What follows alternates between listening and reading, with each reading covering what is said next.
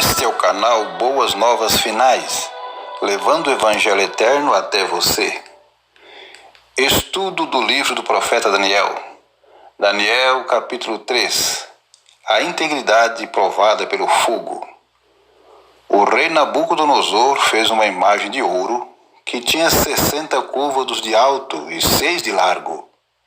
Levantou-a no campo de Dura, na província de Babilônia. Admite-se que esta imagem, em certo sentido, se referia ao sonho do rei, descrito no capítulo anterior, ou seja, no capítulo 2. Naquele sonho, a cabeça era de ouro e representava o reino de Nabucodonosor. Sucediam-no metais de qualidade inferior, que simbolizavam uma sucessão de reinos. Nabucodonosor sentiu-se indubitavelmente satisfeito de que seu reino fosse representado pelo ouro, mas não lhe agradava o fato de ser sucedido por outro reino. Por isso, em vez de decidir que sua imagem tivesse só a cabeça de ouro, ele a fez toda de ouro, para indicar que seu reino não seria lugar a outro, mas que se perpetuaria. Nos versos 2 a 7, a Bíblia diz: Então o rei Nabucodonosor mandou ajuntar os sátrapas, os prefeitos e governadores, os juízes, os tesoureiros, os magistrados, os conselheiros e todos os oficiais das províncias, para que viessem à consagração da imagem que o rei Nabucodonosor tinha levantado. Então se ajuntaram os sátrapas, os prefeitos, os governadores, os juízes, os tesoureiros, os magistrados, os conselheiros e todos os oficiais das províncias, para a consagração da imagem que o rei Nabucodonosor tinha levantado. E estavam de pé diante da imagem que Nabucodonosor tinha levantado. Nisto o arauto apregoava em alta voz: Ordena-se a vós outros, ó povos, nações e homens de todas as línguas, no momento em que ouvirdes o som da trombeta, do pífaro, da harpa, da cítara, do saltério, da gaita de foles e de toda sorte de música, vos prostrareis e adorareis a imagem de ouro que o rei Nabucodonosor levantou. Qualquer que não se prostrar e não a adorar, será no mesmo instante lançado na fornalha de fogo ardente. Portanto, quando todos os povos ouviram o som da trombeta, do pífaro, da harpa, da cítara, do saltério e de toda sorte de música, se prostraram os povos, nações e homens de todas as línguas, e adoraram a imagem de ouro que o rei Nabucodonosor tinha levantado. A dedicação desta imagem tornou-se uma grande ocasião, pois foram convocados os homens principais de todo o reino. Há tantos esforços e gastos os homens se dispõem para sustentar os sistemas de culto idólatras e pagãos. Quão lastimável é que os que têm a verdadeira religião sejam tão suplantados neste particular pelos que sustentam o falso e o espúrio. A adoração era acompanhada de música, e quem quer que dela não participasse via-se ameaçado de ser lançado na fornalha ardente. Tais são sempre os motivos mais fortes empregados para impelir os homens em qualquer direção, de um lado o prazer, do outro a dor.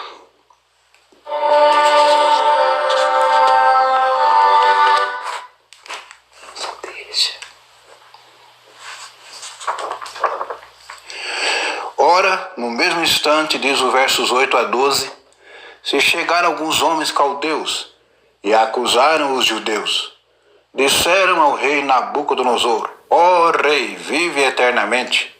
Tu, ó rei, baixaste um decreto pelo qual todo homem que ouvisse o som da trombeta, do pífaro, da harpa, da cítara, do saltério, da gaita de foles e de toda a sorte de música se prostraria e adoraria a imagem de ouro. E qualquer que não se prostrasse, não adorasse, seria lançado na fornalha de fogo ardente. Há uns homens judeus que tu constituíste sobre os negócios da província de Babilônia, Sadraque, Mesaque e Abednego. Estes homens, ó rei, não fazem caso de ti, a teus deuses não servem, nem adoram a imagem de ouro que levantaste. Os caldeus que acusaram aos judeus eram provavelmente da seita de filósofos conhecida por esse nome, ainda afligidos pelo ressentimento do ignominioso fracasso que sofreram quando não puderam interpretar o sonho do rei relatado em Daniel capítulo 2. Avidamente queriam aproveitar qualquer pretexto para acusar os judeus perante o rei, para conseguir sua desonra ou morte. Influíram nos preconceitos do rei, insinuando insistentemente que esses hebreus eram ingratos. Eles queriam dizer: tu os encarregaste dos negócios de Babilônia e eles te desprezaram. Não se sabe onde estava Daniel nessa ocasião. É provável que estivesse ausente, cuidando de algum negócio do império. Mas porque estavam presentes Sadraque, Mesaque e Abednego, sabendo que não podiam adorar a imagem? Não era porque estavam dispostos a cumprir as exigências do rei até onde lhes fosse possível, sem comprometer seus princípios religiosos? O rei exigia que estivessem presentes. Isso eles podiam fazer e cumprir, e o fizeram. Exigiu que adorasse a imagem. Isso lhes era vedado por sua religião e se negaram a fazê-lo, porque temiam o Deus do céu, o Deus verdadeiro. Nos versos 13 a 18, a Santa Bíblia nos diz: então Nabucodonosor, irado e furioso, mandou chamar Sadraque, Mesaque e Abednego, e trouxeram estes homens perante o rei. Falou Nabucodonosor e lhe disse: é verdade, ó Sadraque, Mesaque e Abednego, que vós não servis a meus deuses, nem adorais a imagem de ouro que levantei. Agora, pois, estáis dispostos, e quando ouvirdes o som da trombeta, do pífaro, da cítara, da harpa, do saltério, da gaita de foles, prostrai-vos e adorai a imagem que fiz.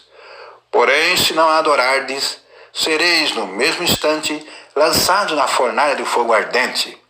E quem é o Deus que vos poderá livrar das minhas mãos? Responderam Sadraque, Mesaque e Abednego ao rei: ó Nabucodonosor, quanto a isto não necessitamos de te responder. Se o nosso Deus a quem servirmos quer livrar-nos, ele nos livrará da fornalha de fogo ardente e das tuas mãos, ó rei.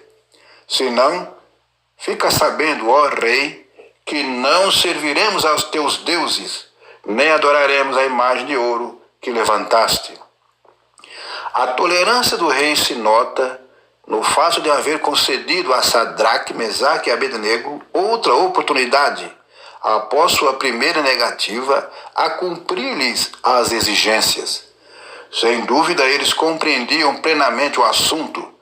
Não podiam alegar ignorância. Sabiam exatamente o que o rei queria e não lhe obedeciam por recusa intencional e deliberada. No caso da maioria dos reis, isso teria bastado para selar a sorte deles. Mas Nabucodonosor disse: não, relevarei esta ofensa se numa segunda prova cumprirem a lei. Eles, porém, informaram ao rei que ele não precisava dar-se ao trabalho de repetir a prova. Sua resposta foi honesta e decisiva. Quanto a isto, disseram os jovens, não necessitamos de te responder. Quer dizer, não precisas conceder-nos o favor de outra prova. Nossa decisão está tomada. Podemos tão bem responder-te agora, como em qualquer momento futuro, e nossa resposta é: não serviremos a teus deuses, nem adoraremos a imagem de ouro que levantaste. Nosso Deus pode livrar-nos se quiser, mas se não o fizer, não nos queixaremos. Conhecemos sua vontade e a ela obedeceremos incondicionalmente. Então, o rei Nabucodonosor se encheu de fúria e transtornado o aspecto do seu rosto contra Sadraque, Mesaque e Abednego, ordenou que se acendesse a fornalha 7 vezes mais do que se costumava. Ordenou aos homens mais poderosos que estavam no seu exército que amarrassem a Sadraque, Mesaque e Abednego e os lançassem na fornalha de fogo ardente. Então, estes homens foram atados ou amarrados com seus mantos, suas túnicas e chapéus e suas outras roupas e foram lançados na fornalha sobremaneira acesa. Porque a palavra do rei era urgente e a fornalha estava sobremaneira acesa. As chamas do fogo mataram os homens que lançaram de cima para dentro a Sadraque, Mesaque e Abednego. Estes 3 homens, Sadraque, Mesaque e Abednego, caíram amarrados dentro da fornalha sobremaneira acesa. Então, o rei Nabucodonosor se espantou e se levantou depressa e disse aos seus conselheiros: não lançamos nós 3 homens atados dentro do fogo?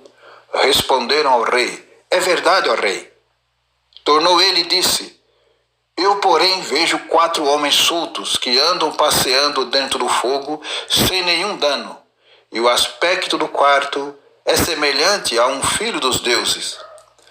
Nabucodonosor não estava inteiramente isento das faltas e insensatez em que tão facilmente incorre um monarca absoluto.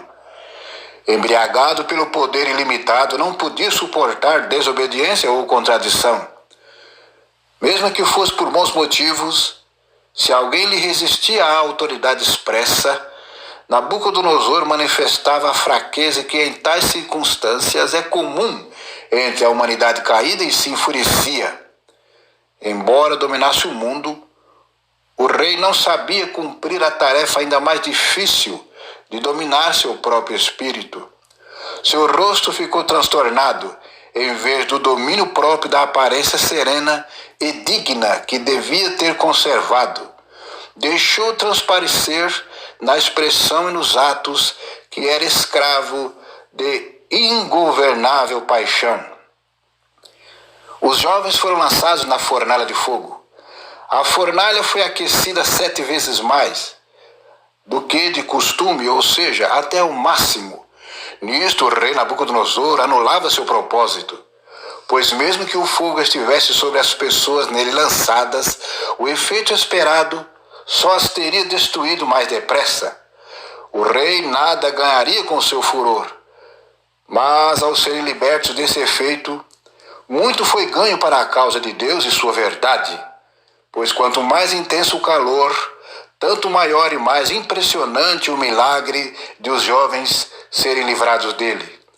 Cada circunstância revelou o direto poder de Deus. Os hebreus foram atados com todas as suas vestes, mas saíram sem passar sobre eles o fogo.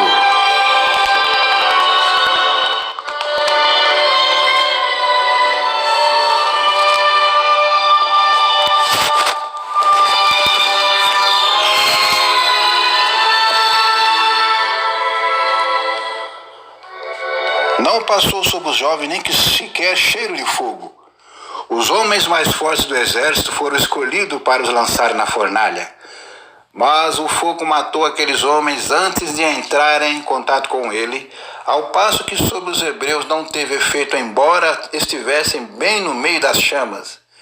É evidente que o fogo se achava sob o domínio de algum ser sobrenatural, pois embora tivesse consumido as cordas com que eles foram atados, de modo que ficaram livres para andar no meio do fogo, nem sequer lhes chamuscou as vestes. Não saltaram do fogo assim que ficaram livres, mas nele continuaram. Pois, em primeiro lugar, o rei os mandara colocar ali, e competia-lhe convidá-los a sair. Além disso, havia uma 4ª pessoa com eles, e em sua presença podia estar tão contentes e alegres na fornalha de fogo, como nas delícias e nos luxos do palácio. Oxalá que em todas as nossas provas e aflições, perseguições e apertos, tenhamos a companhia daquele poderoso, daquela 4ª pessoa, o Senhor Jesus Cristo, o Filho de Deus que estava junto com eles na fornalha ardente, e isso nos será o suficiente.